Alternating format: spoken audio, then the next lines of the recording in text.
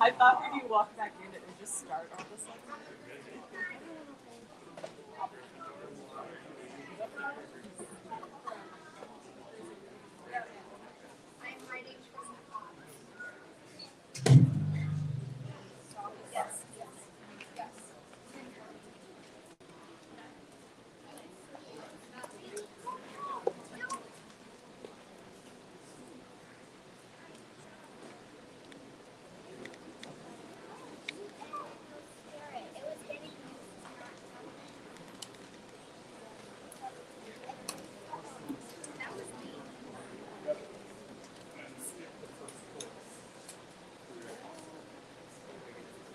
Good morning, everybody. How's life? Good, good. Did anybody else lose power last night when the rain came through? Was it this one? Our family? Okay. Yeah. So our kids were the only ones that woke up at midnight. Okay. So, okay. I see where you're at. So it's great to see all of you here this morning. Welcome to worship. It's a wonderful, beautiful, sunny, humid August day right here in Central Texas. And we are so delighted to have all of you here this morning. If you are visiting with us or a guest for the first time and haven't been in a while, there are bathrooms available in the building just behind you and to your right. And so if you need to use the restroom and the kids need to go, you can go out the door and take a right, and the building is just right over there. So it's actually to your left, the way you're facing me. So that's that. Also, right now, if you have littles, there is childcare available for 2 through 4, the first part of the service. In the second part of the service, after the kids' sermon, kids up through 8 are invited to leave, and we'll have activities and things for them going during the sermon time this morning. So I want to let you know of that opportunity for the kids. Right now, as we worship this morning, I invite you to stand as you're able as we sing My Soul Cries Out with a joyful shout. Let's practice the joyful shout. Woo! Yeah, we're going to have the chime. I'm so sorry. Y'all can have a seat. We're going to calm our hearts and meditate joyfully.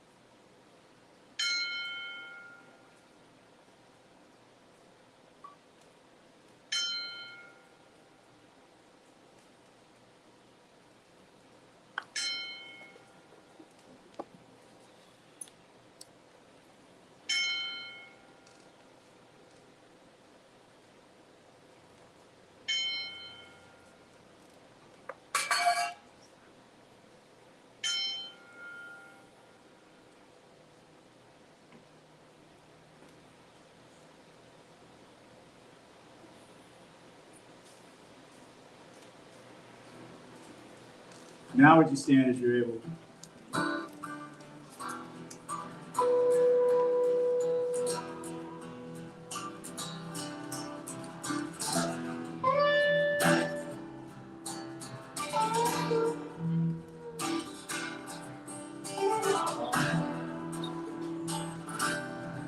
My soul cries out with a joyful shout, and the God of my heart is great. And my spirit sings of the wondrous things that you bring to the one who waits. You fix your sight on the soul's light, and my weakness you did not see. So I'm used to worship, not my name, there's no without you. One song, I am strong, my God, my all, the world can give to me. Your mercy lasts to the ends of the past, to the end of the age to me. One day,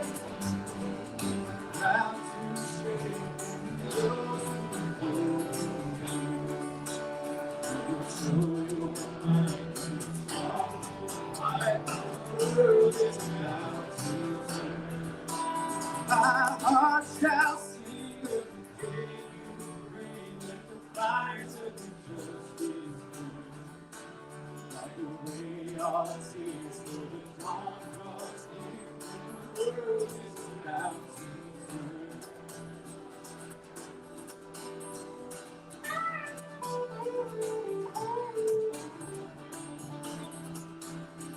The halls of power to the fortress now, by the soul of the dead consumed.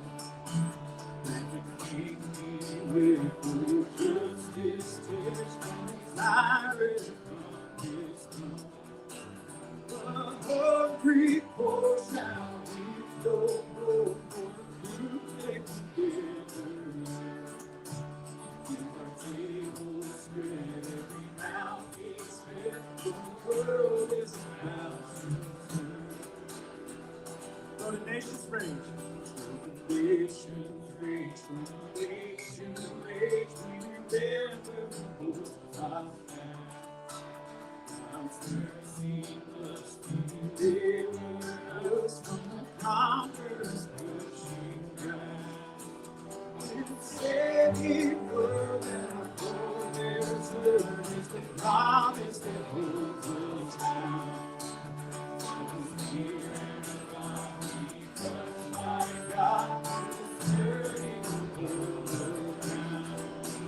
My heart shall sing of the day you bring, that the fires of your justice burn. Wipe away all tears, for the dawn draws near, the world is about to turn. My heart shall sing of the day you bring, that the fires of your justice burn. Wipe away all tears, for the dawn draws near, the world is about to turn. One more time. My heart shall sing of the day you bring, let the fires of your justice burn. Wipe away all tears, for the dawn draws near, and the world is about to turn.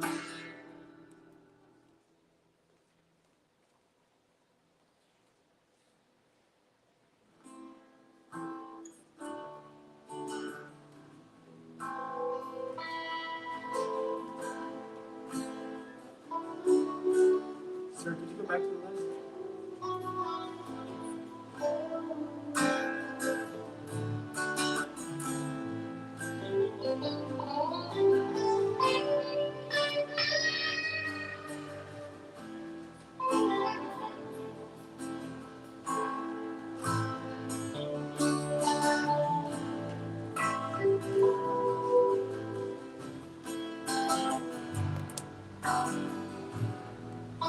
We'll sing this little chorus several times, and as we do, I invite you to reflect on the words of the song and how God's Spirit might be speaking to you even in this moment.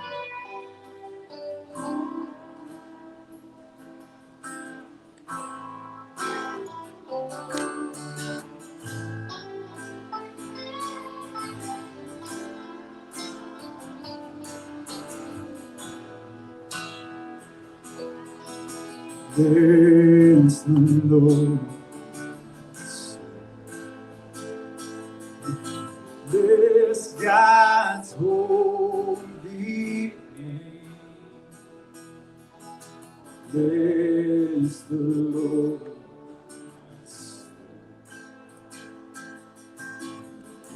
Leads me into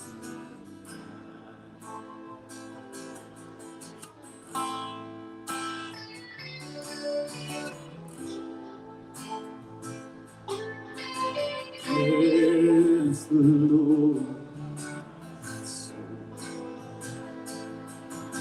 This God's holy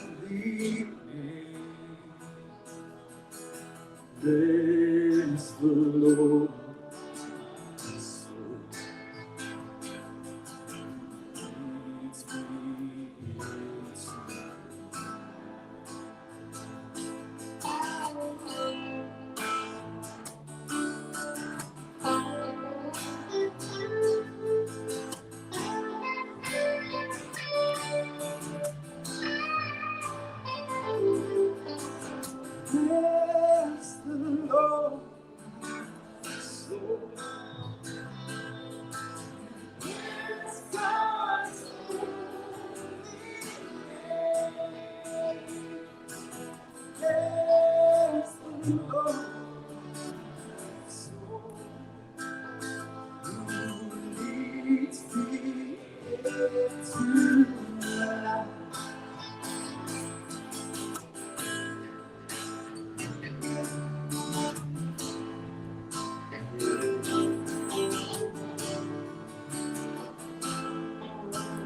Sing it one more time. Bless the Lord, my soul.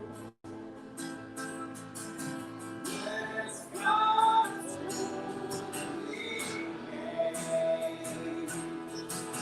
Bless the Lord, my soul, who leads me into life. Merci. Hey y'all, how's it going? Good morning. So glad to see so many of you that I haven't gotten to see much this summer. As many of you know, and if you don't know, every week, whether we are in person or online, communion is the cornerstone of our Sunday gathering. On either side of this communion ritual, you will notice a variety of elements led by a variety of people, reflecting a variety of beliefs. And then, in the center of it all, is the paradox of communion. It is ever ushering us back to where we started, the simple and beautiful way of Jesus. And it is ever ushering us forward as we embody the hope of heaven on earth via a bite of cracker and a sip of juice. Each week we enter into this ritual space with a posture of love and inclusion, meaning if you want to be here, you are welcome here. There's space for you and your identities and your beliefs. There is unlimited room for you. And yet, while there is unity among us in this inclusive posture, we also recognize that there will never be total uniformity. We will each speak different languages in terms of our convictions and our theologies and our cultures and the experiences that have shaped us. We will see the world through various, often contrasting lenses. There will be infinite shades of difference among us. We come to this ritual space not to rid ourselves of this reality, not to ignore it, not to leave parts of ourselves at the door, but to celebrate our efforts in making room for all of us. With communion, we recommit ourselves week in, week out to the faith work of nuance and paradox and mystery and liminal spaces. This is beauty, this is a reflection of the body of Christ, and this is how we seek to posture ourselves as we come to partake this morning and every week.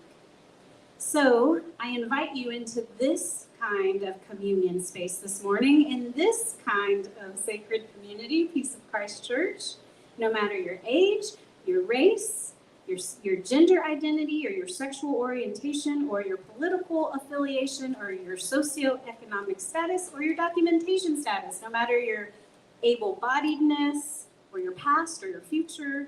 If you are here in this moment and you find yourself drawn to this kind of communion table in this kind of community, you are welcome at it, and we delight in your full participation in our community. And so I invite you to join me in our communion liturgy, which we've written ourselves, that so beautifully reflects our collective participation. It's on the screen there, and I'll read the regular print, and you can respond in the colorful. God is within you. Lift up your hearts. Let us give thanks for the blessing of life. Together we raise our voices in gratitude. Pray with me. God, may we enter this moment with intention. May it be to us a reminder of your presence within us and among us, yes, but also within and among our neighbors always as well. You are truly with us. Great is the mystery of faith.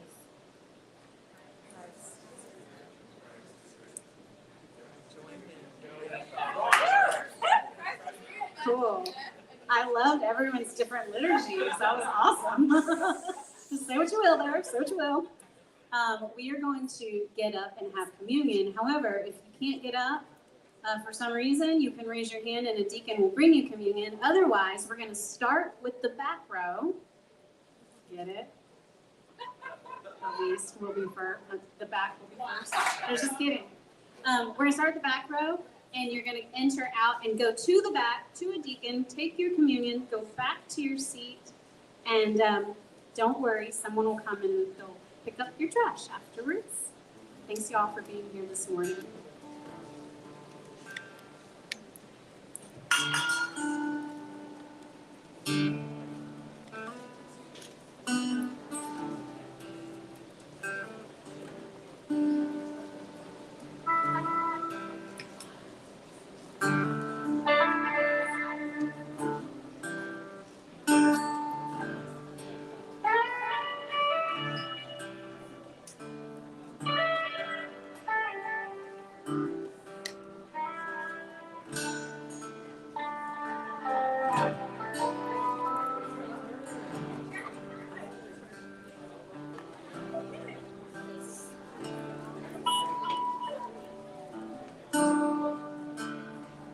There's 6 people on.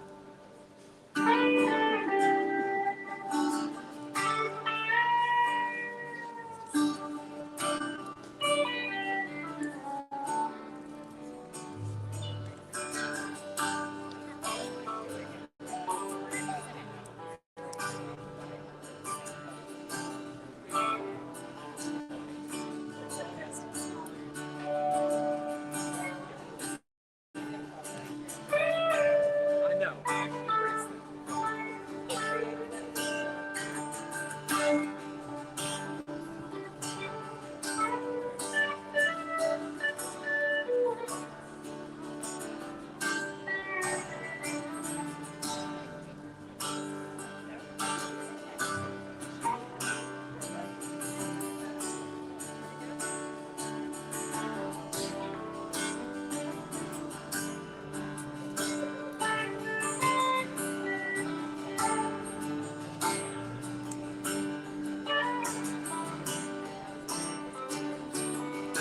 Stand as you're able as we sing, belonging came before belief.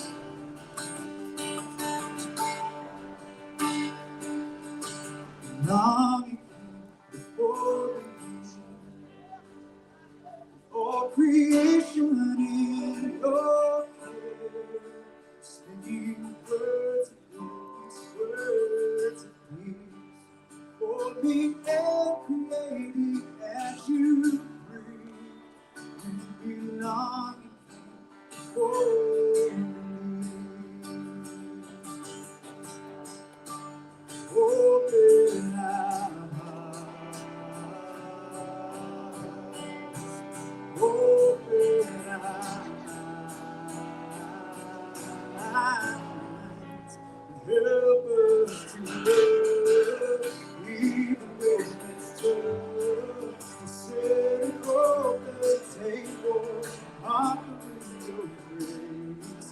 We're not giving up, we're taking hold. A future without labels, creating this space. When all becomes before me.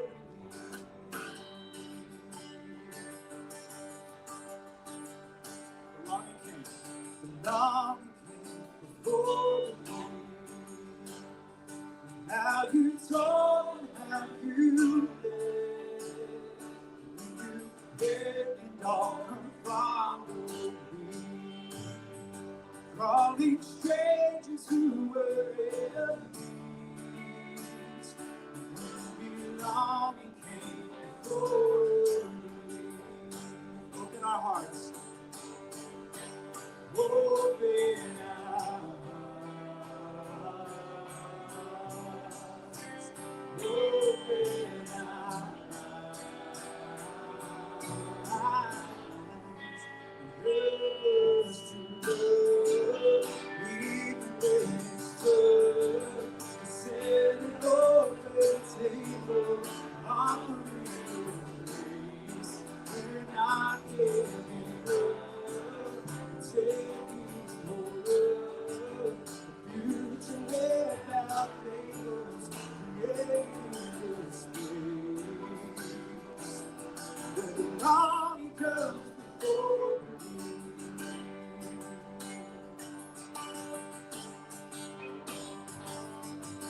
Emmanuel is who you are.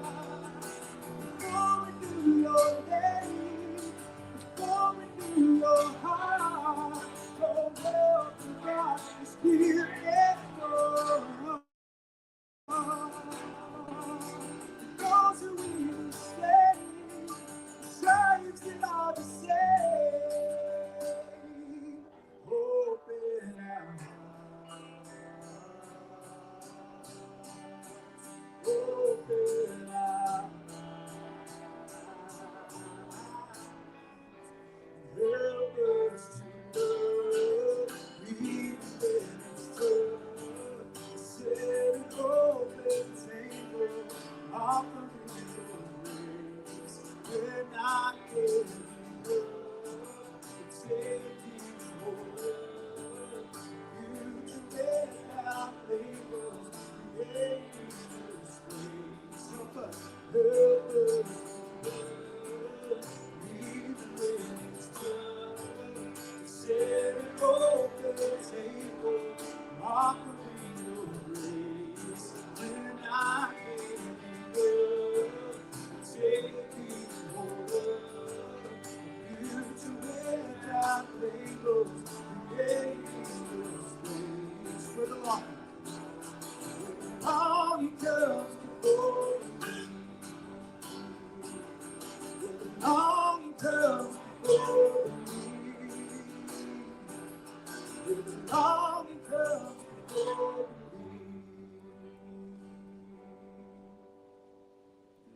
Make a seat.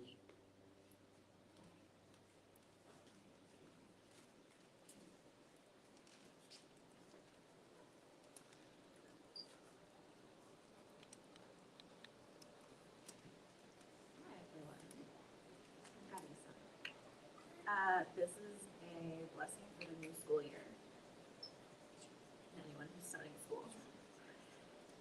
May you find your voice and your people. The new things that make your mind buzz and burst and bloom find you. May you find something, someplace, someone that feels like a sanctuary. May stray dangers outside never find their way in. May you find your own way through and always find your way back home. Amen.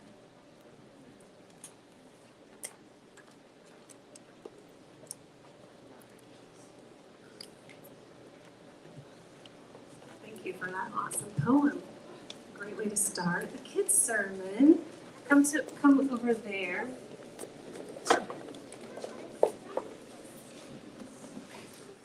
Meet me in the middle, kiddos.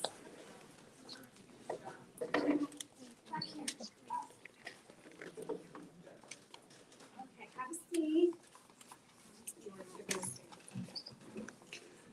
How is everyone? Can you raise your hand if you started school recently? Okay, that's a lot of kids. It's kind of the beginning of school, huh? And we probably have some mixed feelings about this, perhaps. Well, inside this basket is there's some little stones. So you can take a stone, each take one and just hold it.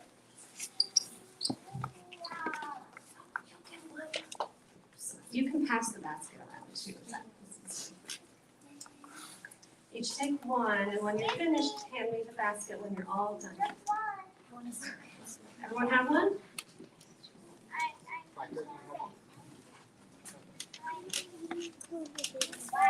Okay, pass that. That's it. You got a black? All right. You can just hold on to that. It can be a symbol, okay? It just stands for something. It can be like a worry stone. If you have a worry, you can hold it and rub it. It could be a grateful stone if you have something you're thankful for. It could be a hope stone if you have something you're hopeful for. And this might have to do with school, perhaps, because this is a little bit beginning of school year. You might have some hopes, you might have some fears, some worries. So kind of take a little second to think about that. And for parents as well, or other educators, or anyone that works in the education system, we have a little spot at the back table where you can write your worries, or write your fears. Any age, any person is welcome. And you can just write them down. We'll put them in this little jar, and the pastors will pray over anything you have to share. So this is open to anyone. Yes, you can write whatever you want. Yeah. Okay, so I want to show you a picture. This is a book I really like called Thoughts That Make Your Heart Sing by Sally Lloyd-Jones. Yes. So I want to show you a picture. Raise your hands if you feel like sharing what you see in this picture. What does this look like? He's praying, yes. It looks like he's in the middle of a dry water, but he has a beautiful camera that only sprays and goes and stuff like that. Okay, so there's like a storm. This might be thoughts in his head. Do you ever lay in bed with thoughts in your head? I have a lot of stuff about what I said, and other things. Lots of thoughts, yeah. So there's thoughts you can listen to. And what about, have you ever tried talking back instead of just listening to all these thoughts coming into your head? There are things that you can actually talk to yourself instead of just listening to these cloudy, swirly thoughts. So one thing you could do is you can talk back and remind yourself of what is true and who you are. You can remind yourself of who God is and what God has done. You could say something like, there's something from Bible in Psalm 42:11 that says, "Why am I discouraged? Why is my heart so sad? I will put my hope in God." So you can just talk to yourself. You could say, "I am safe." You could say, "God loves me. God will never leave me. God hears my prayers." I have the book People of the Bible. That sounds like a good book. So today I would like to pray over all of the kids, all over our community, near, far, wide, every age, all the people. There's probably adults that are going to school, educators, and anyone that is involved in a school. We're going to say a prayer for all of you guys, okay, as you start this new school year, okay? So pray with me. God, thank you for these precious kids, all the kids, youth, students of all educators, and educators in our community. Thank you for the new school year we have ahead. We come to you in whatever states our hearts are in. Some of us might be excited, scared, grieving, nervous, curious, whatever feelings or mixture of feelings we have. We know you're here for us. We trust you hear our prayers.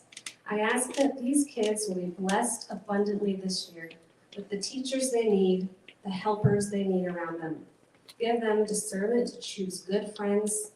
Give them wisdom in the choices they make. Help them listen to themselves and talk to themselves. If they see someone who needs help, give them the bravery to help and provide them with the courage in speaking what is right for them. May their teachers be kind, loving, and patient to all the kids, no matter what differences they might have.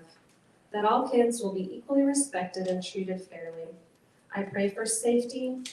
God, keep our kids safe from harm. We say these things in Jesus' name. Amen.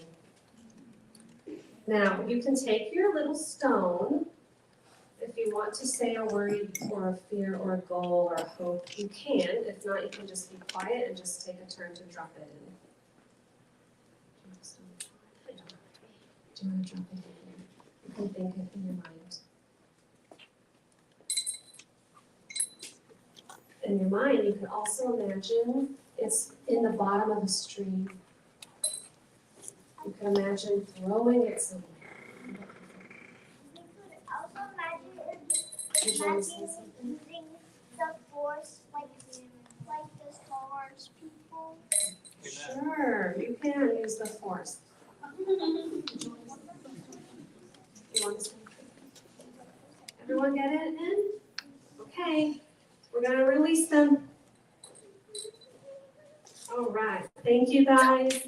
Everyone line up with Miss Heather in the back and all the other volunteers. And I'll come get y'all to the kids building, ages 4 to 8. Come line up. Thank you, Naomi. That was such a beautiful prayer. You got a round of applause. Wow. I want to introduce y'all to a special guest we have today. We're starting a new version of a deeper look that we'll be doing occasionally in person, where we invite someone in the community to come and share about the good work that they're doing. So I'm excited to introduce you to Jamie Tanner.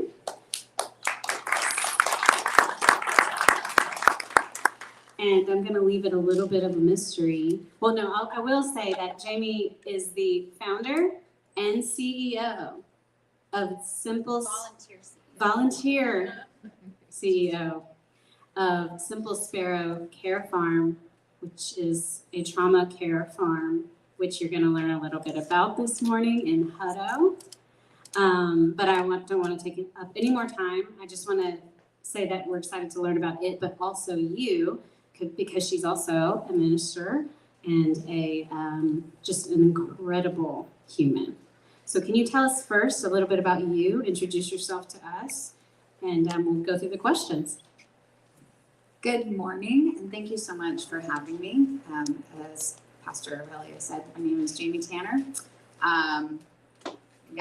She already did a great introduction. I don't know what else there is to say. I'm married for almost 20 years. I have 4 children, ages 16, almost 15, 13, and 11. That was very succinct. Okay, I'm glad for the second question then. The second question that we always ask is to tell us some things about you that are like your quirks, the things that make you uniquely you.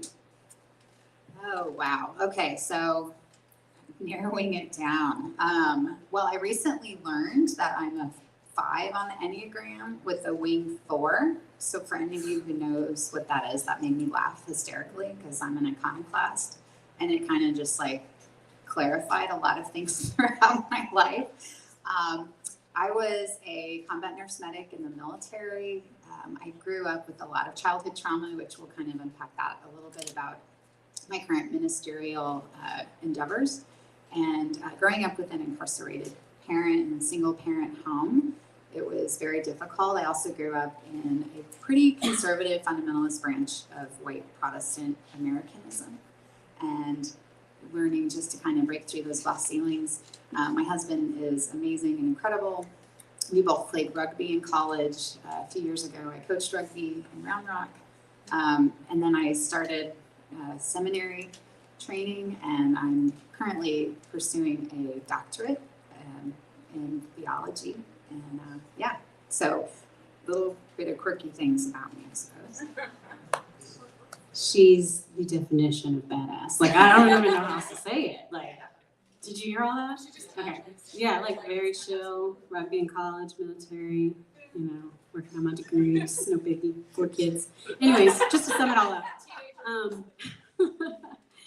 I'm so excited to hear you talk about this third part where we want to ask you all about Simple Sparrow Farm. I'm just going to let you go with it so we can hear from you and not me.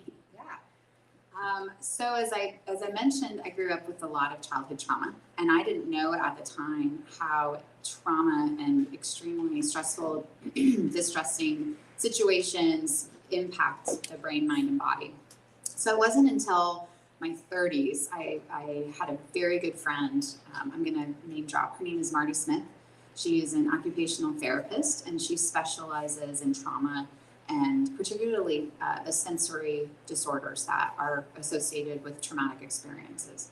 She also, she started off working with a lot of autistic clients, and she noted a lot of crossover of behavior and manifestations of the trauma between the two groups.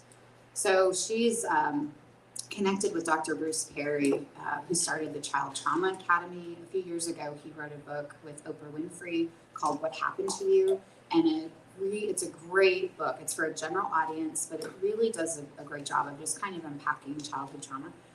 Oh, how about that? Coincidentally. Another book that I recommend is called The Body Keeps the Score by Bessel van der Kolk. That's another great one. So in my passion of pursuing theology and being at seminary, I was running this hobby farm. So Pastor Matt and I have already gotten our wavelengths in sync, and I've been out to his farm and he visited mine.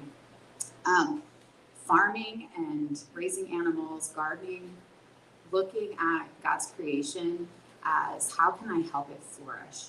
As a human, as a person made in the image of God, I believe that we are designed and created for a community. We are created for a loving relationship with God, to love one another and steward God's creation. And everything we have is God's. And we are to give back to God what he has given to us.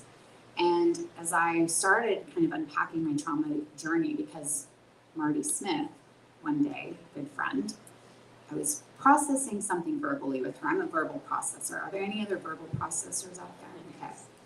So you need a good friend to just let you unpack things, but then not hold it against you if you say something, right? Or 4-letter words come out, all of that. They're not going to judge you. So she just listened, and then she said, Jamie, you know that you're reacting like this because of your trauma. And I was like, I don't have trauma. I'm a white woman in America, grew up in white suburban, I don't have trauma. That's for people who are coming out of wartime situations. That's for, other populations. It's not for me. And she said, but wasn't your dad incarcerated most of your life? Well, yeah. Well, weren't you in an abusive relationship in college? Oh, yeah, I was. Jamie, weren't you a combat nurse medic and watched a lot of people die in front of you? Well, yeah, but I chose that career path. Obviously, I'm not traumatized if you pick those choices. It's my fault, right? She's like, okay. Anyway, she loved me anyway, even though so it literally took somebody holding the mirror up and then reminding me the reason you're feeling this is because you're holding on to all that shame. And it really changed the trajectory of my thoughts, my thinking, my compassion for myself, which spilled out to my compassion for others, hopefully. So Simple Spare Care Farm, we started off, it was an endeavor, I think, for me, because I always found that healing and that very therapeutic outlet, raising animals and gardening. Again, my focus was on how could I create a hobby farm as an ecosystem and create this sustainability just in my 2-little-acre property. And Marty, she started bringing clients out, foster and adoption families, special needs kiddos. Pretty soon we started getting connected and serving survivors of human trafficking, hosting refugee, a lot of Muslim Eid holy days where they couldn't do their celebrations in an apartment in Austin because it involves processing live goat. And so we could love our neighbors and love on these people in a way that other ministries or communities, organizations couldn't. So today, Simple Spare Care Farm, we serve several thousand people every year is our reach. We teach people how to care for land, gardens, and animals, and what we observe is that they're better able to care for themselves and other people. Shoulder shrug. That was awesome. Thank you so much. And I know that was the most concise way to possibly. There's so much more. So no worries. We are going to stay connected with this beautiful work at Simple Sparrow and with you. And I'm just so excited we met and crossed paths. By the way, we met through Zach Lambert of Restore Austin Church, if anyone knows him. So I'm grateful for that. Last question, what are you particularly passionate about right now in your spiritual life? Oh man, I am just really excited. It's really challenging being a woman in ministry, and being anyone in ministry that goes against what the American nationalism norm is. And it's just so encouraging to see how big God's church is, the body of Christ. And I'm so excited for meeting new sisters, new siblings, new brothers in Christ, and really looking at how can we continue to love God well and love others well, and support and encourage one another. So that's what I'm excited about. This is Jamie. Thank you, Jamie. She'll be here and go say hi after church.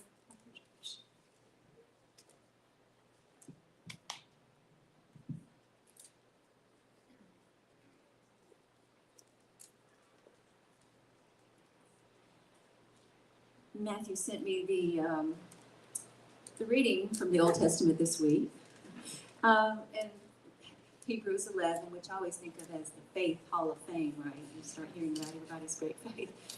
So I'm thinking we ought to add a verse in there for Jamie, for everything that she's accomplished through just believing that it can be done and needing to be done.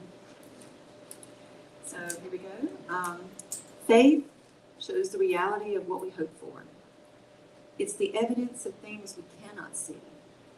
And through their faith, the people in days of old earned a good reputation. By faith, we understand that the entire universe was formed at God's command, and that what we now see did not come from anything that can be seen. It was by faith that Abel brought a more acceptable offering to God than Cain. Abel's offering gave evidence that he was a righteous man, and God showed his approval of his gifts. And although Abel is long dead, he still speaks to us by his example of faith.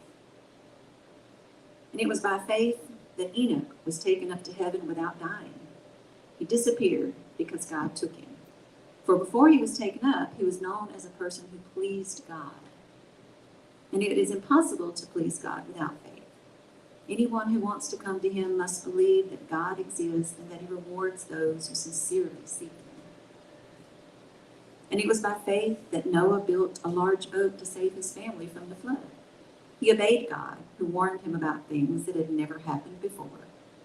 And by his faith, Noah condemned the rest of the world, and he received the righteousness that comes by faith. And it was by faith that Abraham obeyed when God called him to leave home and go to another land that God would give him as his inheritance. He went without knowing where he was going. And even when he reached the land God promised him, he lived there by faith, for he was like a foreigner living in tents. And so did Isaac and Jacob, who inherited the same promise. Abraham was confidently looking forward to a city with eternal foundations, a city designed and built by God. And it was by faith that even Sarah was able to have a child, though she was barren and was too old. She believed that God would keep his promise. And so a whole nation came from this one man who was as good as dead. A nation with so many people that, like the stars in the sky and the sand on the seashore, there is no way to count them. You hear the voice of God in these words? Thanks be to God.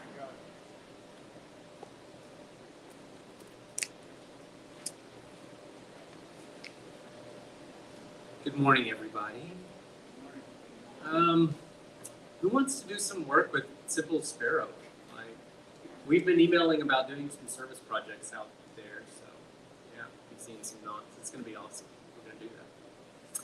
Let me read for us more about Abraham. Thank you, Joyce. Let me read Genesis 12, 1 through 7. I'm reading from the Inclusive Bible, the first egalitarian translation.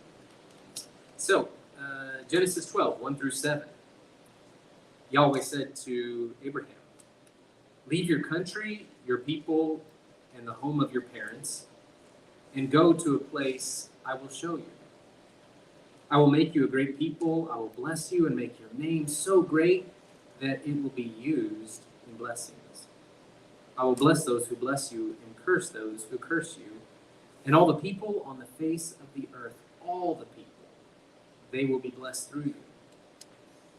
Abraham, who was 75 years old when he left Haran, began the journey as Yahweh had instructed, and his nephew Lot went with him. Abraham took Sarah, his spouse, Lot, all their possessions, and all the dependents they acquired in Haran, and set out for Canaan. Referring to your people as dependents, that's like a military thing to do. Heather never likes that, by the way. I'm not a dependent. Anyways, when they arrived in Canaan, Abraham and his family traveled. It's funny because she makes more than me. She's not the dependent. All right, anyways. When they arrived in Canaan, Abraham and his family traveled through the land until they arrived at the sacred place at Shechem and came to the oak grove at Moreh. The Canaanites occupied the land at that time. Yahweh appeared to Abraham and said, I will give this land to your descendants. Abraham built an altar where Yahweh appeared to him. We hear the voice of God in the reading of these sacred words. Thanks be to God. Yeah. No. Okay, we can't leave that up. No, The whole time? we can't leave it up. So, don't flash it up just because I'm not looking. We're in a sermon series entitled Messages to Our Younger Selves. I don't know if I can trust you. Hands where I can see it. I didn't make the slideshow. Messages to our younger selves. That's why there's a picture of young Matthew up there. You'll get to see young Aurelia and others. And we're asking ourselves, what gospel or what good news might our younger us's have needed to hear? What might you say to your younger self? If you could send your younger self a message, what would it be? Common internet search themes include be grateful for the pain, or trust the process, or don't buy that thing, or don't trust that person. You'll make it through. These are all good advice. In the book, What I Now Know, Letters to My Younger Self, Maya Angelou, one of the contributors, writes to her younger self, listen to your mother's words, who told you, when you walk out that door, don't let anybody raise you because you've already been raised. I hope my kids leave with that kind of inheritance. You know what I'm saying? I didn't. In fact, I would actually write the opposite to my younger self. You can't really grow up until you leave this place. You gotta leave this place. In our text, Genesis 12, we have the beginning of Abraham and Sarah's story, the patriarch and matriarch of multiple world religions. Oh my gosh. In the sunset years of their lives, they're 75. They sense this call to leave, to go. Not jump in their motorhome and finally enjoy their golden years, but to follow a divine call to be a blessing to all people and all places. I can't imagine the unmet spiritual longings that must have existed within them to respond to that kind of call at 75, but they did. All I know is this is archetype level stuff, like stuff that's worthy of mimicking in our own lives. Just a little bit of textual geography here. This is nerdy, stick with me, it's worth it, there's a payoff. Genesis 1 through 11 is considered universal history. It's considered all of our history, and it paints this picture of the world. The world is messed up. I give you one rule, God said. Don't eat from that one tree and you break it. You have fratricide. You have brother killing brother. You have the proliferation of violence such that God's like, Control, Alt, Delete. We are restarting this whole nasty thing with the global flood. You have this mysterious story about a big tower in Babel, which is really a story about a young empire and exploitative labor practices to scale up and outcompete all the other burgeoning empires think of like Amazon undercutting all the other businesses so that they can steal all the business and then rebrand it as their own basic goods and sell it under their own name. And so then God disrupts their logistics supply chains. That's the story of Babylon. And then Genesis 12 comes, and the story zooms in on one ancient, elderly, Mesopotamian couple, a couple of nobodies, and their singular response to this anti-Garden of Eden world that they live in. And to me, this little detail of the story, this zooming in, how it moves from the universal, man, this place is jacked up, down to here's what one person and one couple decided to do about it. Like, that's beautiful. Just that right there. This whole world is messed up. Look at this one couple.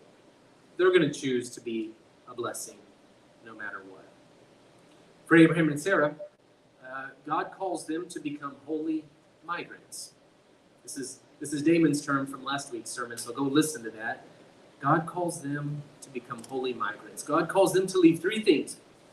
Leave your land, leave your clan, leave your daddy's fam.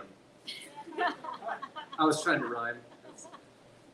That's as close as I can get to it. Leave your land.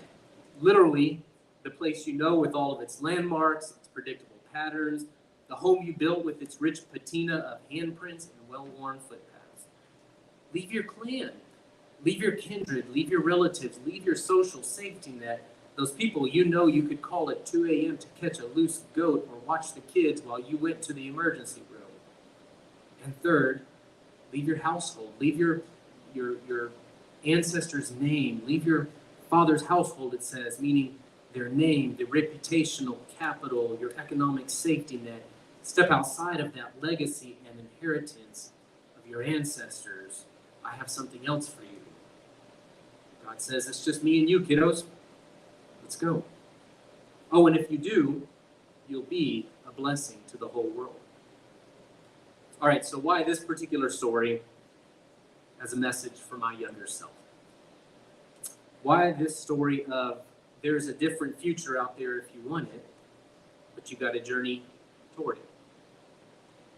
Sometime late in elementary school, it was decided that we would take family photographs. It's not like it is today where you Google it or you go to Fiverr.com or whatever, you hire somebody, meet me at this park, take my pictures, email me the proofs. It wasn't like that, no. My parents paid all this money up front, and then we got in our Sunday best, and we went to some 1990s studio, and we did all these awkward photos, and then we waited a month until we could pick them up from the photographer. And so I knew I had a month. When we got the pictures, I was in pretty big trouble because it was finally revealed that I was the only one in the family that refused to smile in any picture at all. That's not entirely true. There was one I smiled in because the photographer said something inappropriate. That got a smile, but that was the only one, and I don't even know if we could use that one. I was determined that my face would tell the story I wasn't allowed to speak in our home. And I was determined this was going to be captured in family photographs forever. The message was, this is living hell. I'm dying here. And for this 1 hour, I refuse to participate in the lie. And they're not going to know for a long time. And after they've paid all their money for these pictures, because that's how Enneagram 9s wake up and choose violence. And I did. It's rather mundane. I was working with what I had. If I could sit that kid down, are you there? If I could sit him down, I'd say to him, there's going to come a time when what you know in your depths is disconfirmed for the last time. And you say, I'm done, I'm leaving. There's going to come a time where you say, we don't treat people this way. This is not how the sacred responsibility of parenthood and family should be lived out. That this family doesn't need to be cannibals that consume each other's humanity. This isn't right. This isn't how it has to be. This time will come when you, young Matthew, will leave your country, your people, your father's household, and journey toward a land of blessing that God will show you. In my own story, I would say I formally left my father's household when I was 35. 35. That was almost 5 years ago now. Why did it take me so long? I've mentioned this before, but I grew up with childhood trauma and abuse, pretty bad stuff. I know CPS was involved in my childhood at multiple points, and a couple years ago, I reached out to them to get my files. I'm like, I want to see the receipts, I want to see the records. And they said, oh, I'm sorry, we can't find your files. Thanks, y'all. It doesn't matter, though. It doesn't matter because my mind remembers, my body remembers the violence at such a brainstem level that it wasn't until I was 35 years old that I could leave my father's household. Sometimes leaving is hard. It's really hard. I can resonate with Abraham, who didn't leave until he was 75. And since then, I've continued to hone my skill of leaving. I've left god-awful jobs. I've left careers and ideologies that don't make sense anymore. I've left relationships that needed to die. I've left religious communities. What about you? This whole message of leaving that young Matthew would have needed to hear, does it resonate with you? Have you or do you sense that divine voice saying to you, you need to leave this place? Be like Abraham and Sarah and venture with me into the wilderness. My guess would be yes. Some of us here, I know your stories. Some of us here have left behind narratives we were force-fed about what we need or what's good for us. Some of us have left behind the way we've tried problem solving because it was madness to keep trying to do the same ineffective thing. Some of us have left behind the hope of a better past. That one is really hard. Some of us have left behind harmful traditions and behaviors and notions of, well, this is just how it has to be. Some of us, like me, have left religious traditions that were harmful. This is one of, I think, the niches that our community fills here in Central Texas. We help people deconstruct from harmful religion. And sometimes some of you all come to us pastors and you say, I'm trying to do this deconstruction thing, but my family is very angry at me. They're telling me things like, you're abandoning us, you're abandoning God, you're abandoning everything we taught you. To which we usually tell them something like, hey, tell them, you taught me to love and follow Jesus, and that's just what I'm doing. Doesn't usually go very well, but it's an answer. We're trying. Some of us have had to completely recalibrate our normal meter. You know what I'm saying? Because it's so off because of what we've lived through. Our idea of normal is crazy to everyone else. And we need people around us to go, hey, you realize how crazy that is, right? Like Marty did. You realize that's not normal. That's not okay. For a couple of years, I was practically begging a friend to leave a harmful relationship. I was scared for her. I would periodically make Facebook posts with the power and control wheel. I don't know if you've seen this wheel. Google it sometime. The power and control wheel. I would just put it on Facebook as my message in a bottle to her. And I would say, if you're in a harmful relationship with these kinds of characteristics, you need to leave, and I'm here anytime you want some support with that. It took years, but she finally did it. She finally did it, not because of me, but because she followed that divine voice that kept calling to her, leave and go to a place I am calling you to go to, a place full of blessing. And today, she's flourishing. It's freaking beautiful. I love it. She followed that voice to leave. It's going to be scary and uncertain, but you're going to have to leave. And this is the first part of the message I would say to my younger self, and I say to you with all the pastoral authority I can muster today, get good at leaving. It's okay to leave. Leave whatever you need to leave. You're not going to hear many pastors stand up and say, if you need to leave this community, leave. It's fine. You're here out of no obligation or coercion. We hope you're here with a full heart. Leave whatever you need to leave, which is really a way of saying, get good at growing and outgrowing whatever context you're in. Humans are naturally growing, transforming, evolving beings. We have what they call brain plasticity throughout life, meaning the brain grows and transforms until we die. But human institutions and dynamics and traditions are the opposite. They trend toward rigidity and concretization and refining processes to maintain the status quo. And knowing some of your stories, I know that some of you all have done some serious leaving in the past couple of years. I guess it's been hard. If your experience has been like mine, it probably felt like what I would imagine an exorcism feels like, where you have to cast out voices and traditions and feelings. You have to cast out habits, judgments, internal chains that have to be broken. Here's one reason why. Our earliest experiences, and I learned this from Dr. Bruce Perry, who Jamie mentioned a little bit ago, our earliest experiences get hardwired into the lower subconscious parts of our brains. Down here. Not the thinking part up here, the subconscious part's down here. And then everything for the rest of our lives, all experiences we have, they come to us, they get filtered up through that brainstem portion, up to the thinking part of our brain, the ivory tower where inputs can be debated. All the data coming into the thinking parts of our brains arrives with a payload already attached to it. It arrives with body sensations like fight or flight, or an increased heart rate. It arrives with feelings of excitement or fear or joy or dread already attached to it. By the time we start thinking about things, it comes already with all kinds of feelings and emotions attached to it.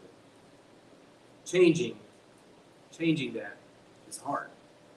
Making rational choices amidst that setup is hard, which is why I was 35 years old before I could finally begin to make some changes, before I could finally begin to practice some leaping.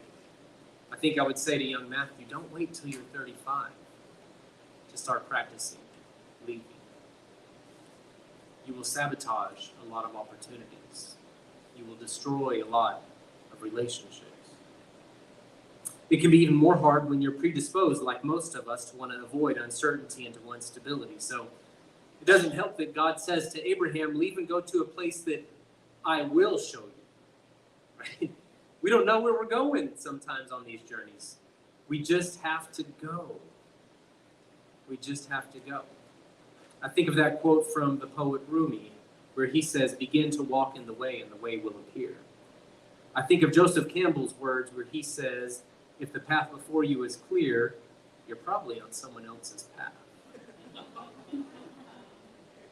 In Abraham and Sarah's journey, and each of ours, there is no path. There is no map. Or maybe we could say that the relationship is the map. That sounds about right to me.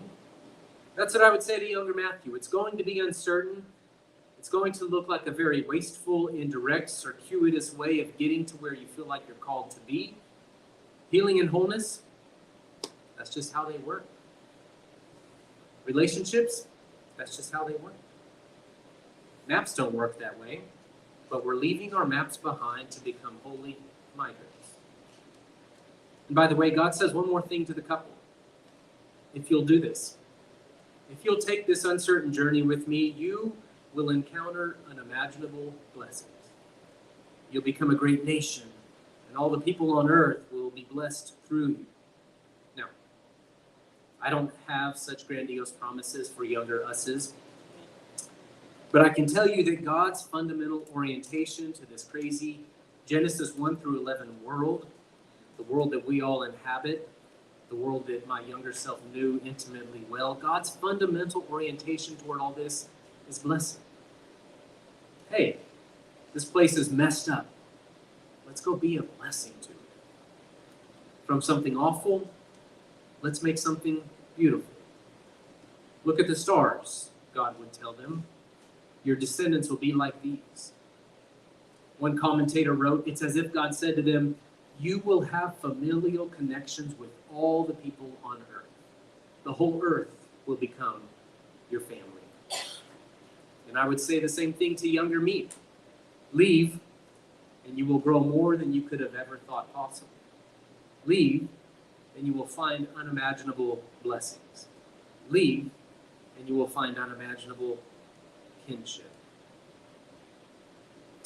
Let me conclude with one of my favorite poems, The Journey, by Mary Oliver, where she writes, "One day you finally knew what you had to do, and you began.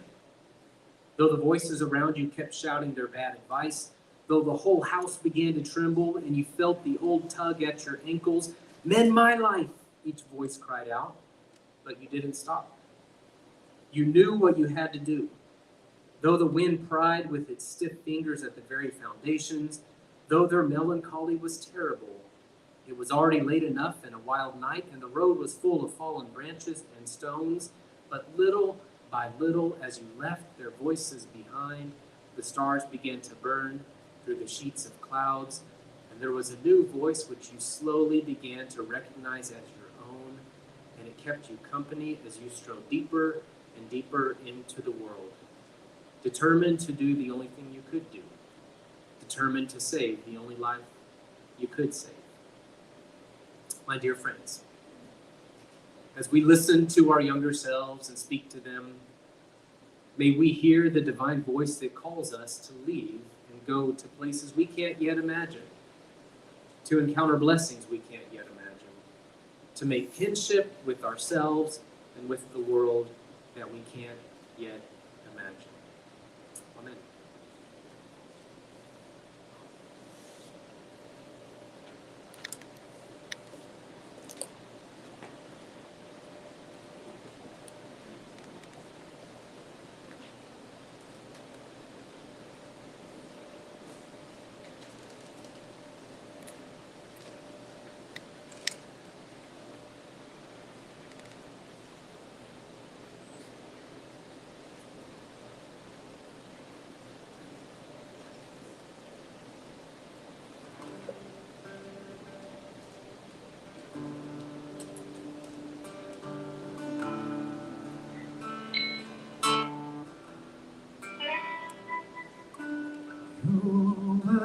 We live home, we've always grown, we're not alone. Though the temple's crumbling, the whole world rumbling, you're not alone.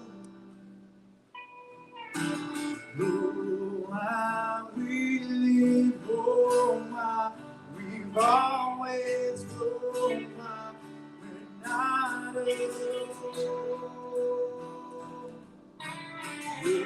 The temple's crumbling, the whole world crumbling, we're not alone. One more time. I really home, always home, and not alone. The temple's crumbling, the whole world's crumbling, and not alone. I really home, we've always grown, we're not alone. The temple's crumbling, the whole world crumbling, we're not alone.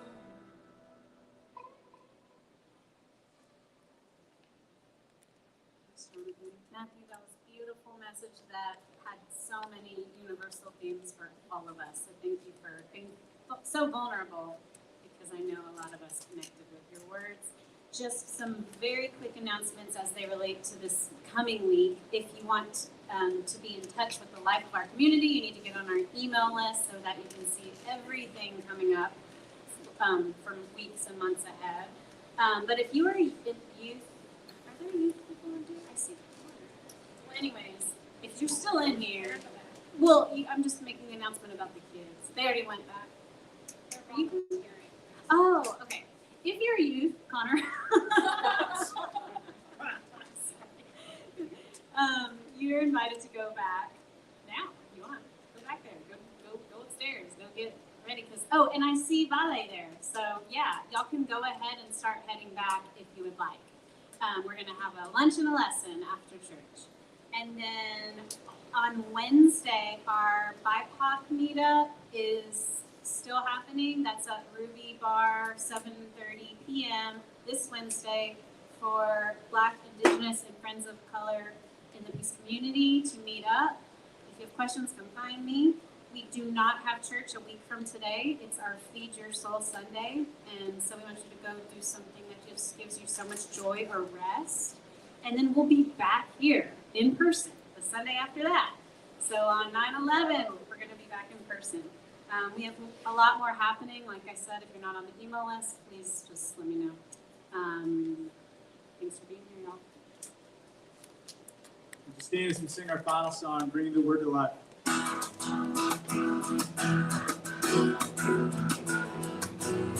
Life goes from you, the joy that comes from you comes to me. The light that shines from you shines from me. And the love that pours from you pour out of me. Bringing the word to life, showing us what it means to live. Keep you live through. Bringing the word to life. I feel your hands reaching to feed the hungry. I feel your feet stretching around the world. I feel your feet.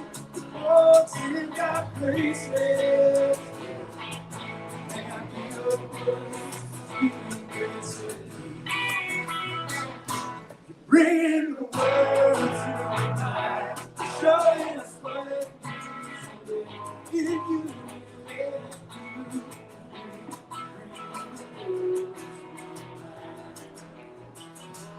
Oh, Jesus, let us change the world. Oh, Jesus, bring nations to your feet. Let's fall alongside you as you bring the world around us tonight.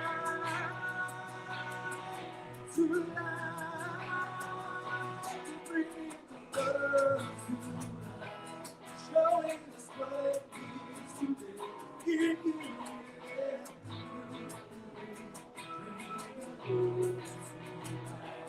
Bringing the world to life, showing us what it means to live in you.